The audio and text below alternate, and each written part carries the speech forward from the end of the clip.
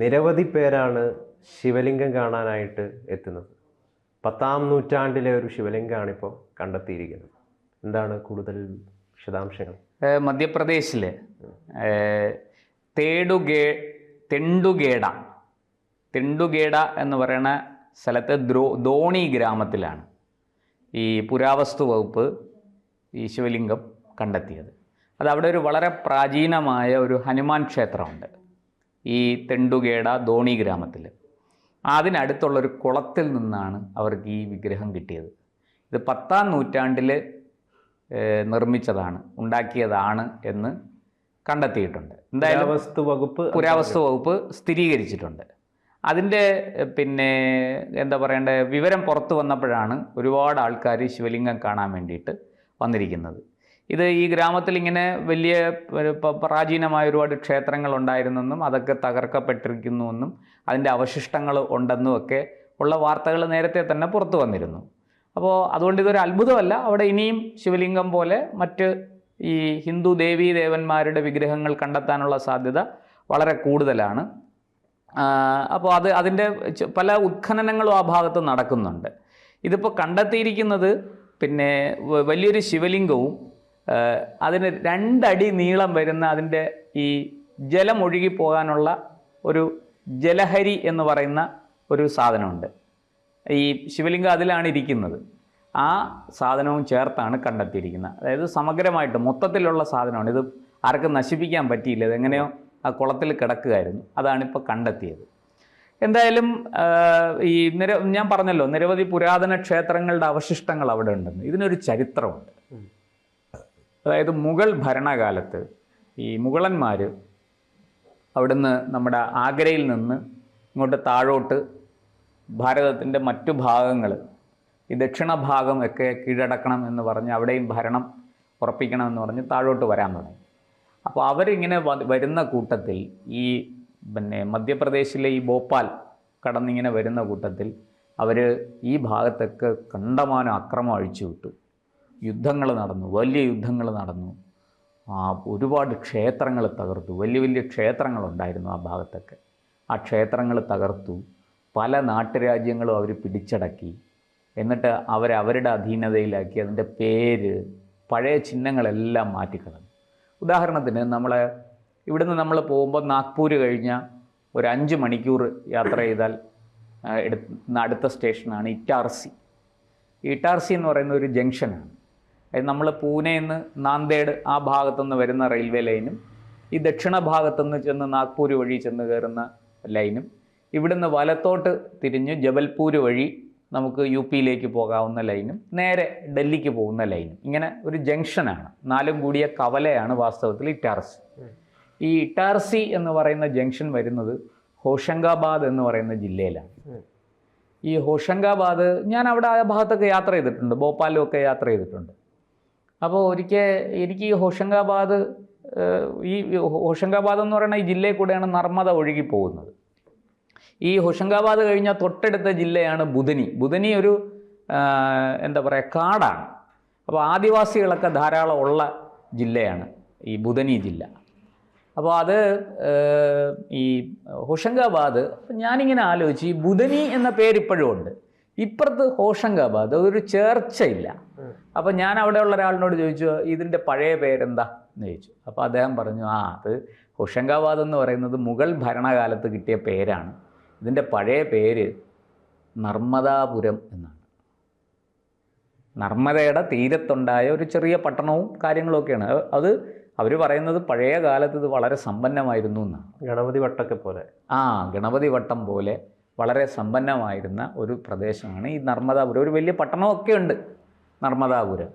അപ്പോൾ ഇപ്പോഴും അവർ പറയണത് നർമ്മദാപുരം ജില്ല എന്നാണ് അവർ പറയുന്നത്. അപ്പോൾ അവർ പറഞ്ഞ ഈ മുഗൾ ആക്രമണ കാലത്ത് ഇവിടുത്തെ ഒരു രാജാവ് ഉണ്ടായിരുന്നു, നാട്ടുരാജാവ് ഉണ്ടായിരുന്നു. അദ്ദേഹത്തെ കൊന്നു. അദ്ദേഹത്തിൻ്റെ കുടുംബാംഗങ്ങളെല്ലാം അവർ കൊന്നു, കൊള്ളയടിച്ചു. വലിയ തോതിൽ ധനം ഉണ്ടായിരുന്നു, അതെല്ലാം കൊള്ളയടിച്ചു.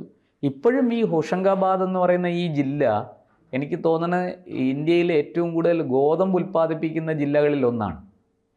ശരി, അത്രയും ഇപ്പോഴും കൃഷി വലിയ തോതിൽ നടക്കുന്ന, നല്ല രസമാണ് രാത്രി യാത്ര ചെയ്യാൻ.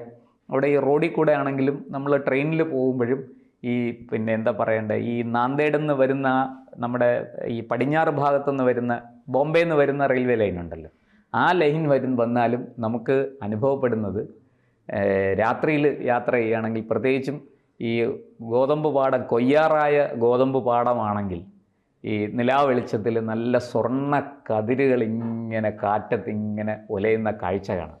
ആ നിലാവെളിച്ചത്തിൽ നല്ല മനോഹരമാണ്. പ്രത്യേകിച്ച് ഈ ഇപ്പോൾ വൃശ്ചിക മാസമാണല്ലോ, ഇപ്പം നവംബർ ഡിസംബർ ആകുകയല്ലേ, ഈ സമയത്തൊന്നും ട്രെയിനിൽ നമ്മൾ ഈ ജനലൊന്നും തുറന്ന് നോക്കാൻ പറ്റില്ല, അത്ര തണുപ്പാണ് അവിടെ. പക്ഷെ നല്ല രസമാണ്. ഞാൻ അങ്ങനെ യാത്ര ചെയ്യുമ്പോൾ അത് കണ്ടിട്ടുണ്ട്. പുതച്ച് മൂടിയൊക്കെ ഇരുന്ന് നമ്മൾ തലയിൽ കൂടെ ഇതൊക്കെ ഇട്ടിട്ട് അതിങ്ങനെ കാണുക എന്ന് പറഞ്ഞാൽ നല്ല നല്ല മനോഹരമായ ദൃശ്യമാണ്. എൻ്റെ മനസ്സിൽ ആ വിഷ്വലാണ്. അത് ആ ചന്ദ്രൻ്റെ ആ നിലാവെളിച്ചത്തിൽ അത് കാണണം കേട്ടോ. ഈ ഗോതമ്പ്, ഈ കതിർമണികൾ നിറഞ്ഞു കിടക്കുന്ന ഈ ഗോതമ്പ് വയലാണല്ലോ, ഇതിങ്ങനെ കാറ്റത്ത് ഇങ്ങനെ നൃത്തം വെക്കുന്നത് ഒരു പ്രത്യേക കാഴ്ചയാണ്. അപ്പോൾ അത്രയും സമ്പന്നമാണ് ആ ജില്ല. അതിൻ്റെ പഴയ പേര് നർമ്മദാപുരം എന്നായിരുന്നു. അവിടെ ഈ ബൗദ്ധ, ജൈന എല്ലാ വിഭാഗങ്ങളും അവിടെ ഉണ്ട്. അപ്പം ഞാൻ അവിടെ തന്നെ പല ഈ പഹാടി മൗണ്ടൻ ടൂറിസം, ഈ ട്രക്കിങ്ങിനൊക്കെ അവിടെ ഇപ്പോൾ സംവിധാനമുണ്ട്. ഈ BJP ഗവൺമെൻറ് ശിവരാജ് സിംഗ് ചൗഹാൻ അവിടെ ഭരിച്ചുകൊണ്ടിരുന്ന കാലത്ത് അങ്ങനെയൊക്കെയുള്ള ചില ഏർപ്പാടുകൾ തുടങ്ങി. ടൂറിസ്റ്റുകൾ വന്നാൽ അവർക്ക് തന്നെ നടന്ന് ഈ മല കയറി പോവാം, ഇടയ്ക്ക് വെള്ളം കിട്ടും, അങ്ങനെയൊക്കെയുള്ള സൗകര്യമുണ്ട്. അപ്പം നല്ല രസമാണ്. നമ്മൾ ഒരു മലയുടെ മേളിൽ ചെന്ന് നിന്നാൽ ഈ 4 റെയിൽവേ ലൈനും ഇങ്ങനെ കടന്നു പോകുന്നത് നമുക്ക് കാണാം. ഒരു മാല പോലെ കിടക്കുകയാണ് ഇങ്ങനെ.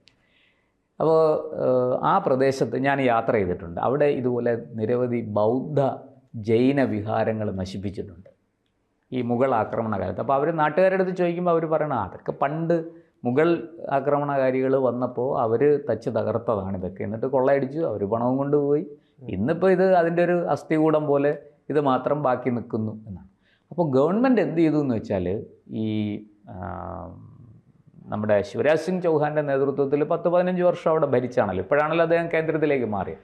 അദ്ദേഹം പുരാവസ്തു വകുപ്പിനെ കൊണ്ട് ഇതെല്ലാം പരിശോധിപ്പിക്കാൻ ആരംഭിച്ചു. ഇതിൻ്റെ ഒരു പ്രാചീനമായ ചരിത്രം, മധ്യപ്രദേശിൻ്റെ ശരിയായൊരു ചരിത്രം കണ്ടെത്തണം എന്ന ലക്ഷ്യത്തോടു കൂടി അവരൊരുപാട് ഉത്ഖനനങ്ങളും പരിശോധനകളും ഒക്കെ നടത്താൻ തുടങ്ങി. അങ്ങനെ നടത്തുന്നതിൻ്റെ ഭാഗമായിട്ട് അവിടെ ടൂറിസത്തിനും അതുകൊണ്ട് വലിയ ഗുണമുണ്ടായി. കാരണം അവർ ഈ പഴയ കാര്യങ്ങളൊക്കെ ഇത്തിരി വൃത്തിയാക്കി വെടിപ്പാക്കിയൊക്കെ എടുത്തപ്പം ഇത് കാണാനായിട്ട് ആൾക്കാർ വന്നു തുടങ്ങി. ഇപ്പോൾ ഈ ശിവലിംഗം കണ്ടെത്തി എന്നുള്ള വാർത്ത കേട്ടപ്പോൾ തന്നെ ഒരുപാട് പേര് ഭക്തരും ഭക്തരല്ലാത്തവരും ഒക്കെ വരുന്നുണ്ട്. കാരണം ആൾക്കാർക്കൊരു കൗതുകം ഉണ്ടാവും. അതുപോലെ ഇവിടെ ഈ പ്രദേശങ്ങളിലെല്ലാം ഇങ്ങനത്തെ പഴയ സാധനങ്ങളൊക്കെ ഒന്ന് പൊടി തട്ടി എടുത്തപ്പോൾ അത് കാണാനായിട്ട് ഒരുപാട് ആൾക്കാർ വന്നു തുടങ്ങി. എവിടെ? മധ്യപ്രദേശിൽ നിന്നുള്ളവർ മാത്രമല്ല, മധ്യപ്രദേശിന് പുറത്തുള്ളവരും കാണാൻ വരാൻ തുടങ്ങി. അപ്പോൾ ടൂറിസം വരുമാനം വരാൻ തുടങ്ങി. നോക്കൂ, ഒന്നുമില്ലാതെ കിടന്നൊരു സ്ഥലമാണ്. ഒരു ആക്രമണത്തിൽ തകർന്നു പോയി ഇതായി സ്വാതന്ത്ര്യം കിട്ടിയിട്ടും ഇതൊന്നും പുനരുദ്ധരിക്കാനോ ഒന്നിനും ആരും തയ്യാറായിരുന്നില്ല. പക്ഷേ ഇപ്പോൾ കഴിഞ്ഞ ഒരു 10-15 വർഷമായിട്ട് വലിയ തോതിൽ ഇതൊക്കെ അവിടെ നടക്കുന്നുണ്ട്. അപ്പോൾ അത് കാണാനും ആൾക്കാർ വരുന്നുണ്ട്. അവരുടെ പഴയ ചരിത്രം വീണ്ടെടുക്കുന്നു, പാരമ്പര്യം വീണ്ടെടുക്കുന്നു, ജനങ്ങൾക്ക് ഇപ്പോഴുള്ളവർക്കൊരു വരുമാനമാകുന്നു. അത് ആ ഒരു പ്രക്രിയ അവരുടെ ജീവസന്ധാരണത്തിന് സഹായിക്കുന്നു എന്ന് പറയുന്നത് ഒരു വലിയ കാര്യമല്ലേ. ഇങ്ങനെയൊക്കെയുള്ള ഒരുപാട് പ്രത്യേകതകൾ ഇപ്പം മധ്യപ്രദേശിലുണ്ട്. എന്തായാലും ഈ ശിവലിംഗം കണ്ടെത്തിയത് ഒരു ചെറിയ കാര്യമല്ല. ആ പ്രദേശത്ത് വലിയ തോതിൽ ഒരു വലിയ മഹാക്ഷേത്രം ഉണ്ടായിരുന്നു എന്നാണ് പറയപ്പെടുന്നത്. ഈ കിട്ടുന്ന ലഭ്യമായ വിവരങ്ങൾ വെച്ച് നോക്കുകയാണെങ്കിൽ അത് ഇനിയും ഒരുപാട് വിഗ്രഹങ്ങൾ മണ്ണിൻ്റെ അടിയിൽ നിന്നും കുളത്തിൽ നിന്നും ഒക്കെ കിട്ടാൻ സാധ്യതയുണ്ട്. ഇതൊക്കെ അന്വേഷിക്കണം. ഇതൊക്കെ അന്വേഷിക്കേണ്ടതല്ലേ? അത് അന്വേഷിച്ച് നമ്മുടെ പാരമ്പര്യമല്ലേ, അതെടുത്ത് പുതിയ തലമുറയ്ക്ക് കാണിച്ചു കൊടുക്കൂ. അവർ വന്ന് കാണട്ടെ. ഈ അങ്ങോട്ടും ഇങ്ങോട്ടും വരികയും പോവുകയും കൊടുക്കുകയും വാങ്ങുകയൊക്കെ ചെയ്യുന്നത് നല്ലതല്ലേ രാജ്യത്തിന്? അറിവ് മാത്രമല്ലല്ലോ, സമ്പത്തും ക്രയവിക്രയം ചെയ്യുന്നില്ലേ? അവിടെ അറിവ് കൈമാറ്റം ചെയ്യുക മാത്രമല്ല, സമ്പത്തും കൈമാറ്റം ചെയ്യുന്നുണ്ട്. അവിടുത്തുകാർക്കും അതൊരു ഗുണമാണ്. അവരുടെ ടൂറിസം വളരും, അവർക്കൊരു വരുമാനമാകും. അതുകൊണ്ട് 10 പേർക്ക് തൊഴിൽ കിട്ടും, 10 കുടുംബങ്ങൾ ജീവിക്കുമെങ്കിൽ അത് നല്ല കാര്യമല്ലേ. അതുകൊണ്ട് ഇനിയിപ്പോൾ ഇപ്പോൾ അവിടെ തകർന്നു പോയ ക്ഷേത്രമാണ്, അത് പുനരുദ്ധരിക്കണമെന്ന് അവിടെ ഉള്ളവർക്ക് തോന്നിയാൽ അവർക്കത് ചെയ്യാം. അത് പുനരുദ്ധരിച്ചാൽ അത് ഈ പറഞ്ഞതുപോലെ ഒരു പുതിയ കാൽവയ്പ്പാണ്. അത് തകർന്നു പോയതാണോ?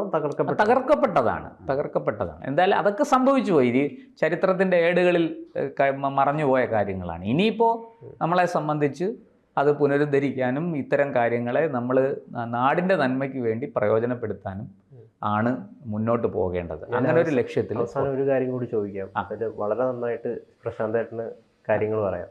ഈ ശിവൻ എന്ന് പറയുന്നൊരു സങ്കല്പം ഉണ്ടല്ലോ, അത് എന്താണ് ആക്ച്വലി, അതെന്താണ് റെപ്രസെന്റ് ചെയ്യുന്നത്? അത് ശിവൻ എന്ന വാക്കിൻ്റെ അർത്ഥം മംഗളം എന്നാണ്. അതായത് ലോകത്തിന് മുഴുവനും മംഗളം നൽകുന്ന ഈശ്വരൻ്റെ പേരാകുന്നു, ദേവസങ്കല്പമാകുന്നു ശിവൻ.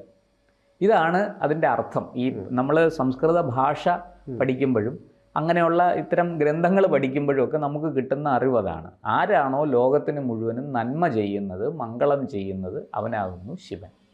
ശിവന് ജീവനെന്നും ചൈതന്യമെന്നും ഒക്കെ അർത്ഥം പറയാറുണ്ട്.